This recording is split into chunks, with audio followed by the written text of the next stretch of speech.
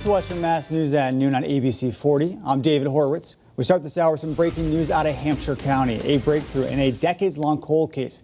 Now, after 45 years, police have identified the persons whose remains were found in the woods in Granby. Western Mass News reporter Paris Dunford joins us live in Granby with today's announcement. And Paris, what have you learned so far?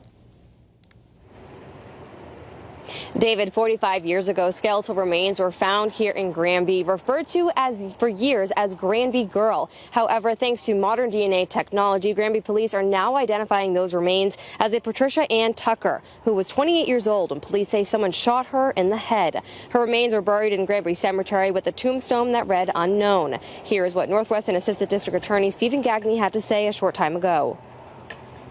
This breakthrough became possible through a combination of old-fashioned police work and some recent advances in forensic genetic genealogy. Our hope is that today's press conference will generate some additional leads that will help move this investigation further and ultimately identify a murderer.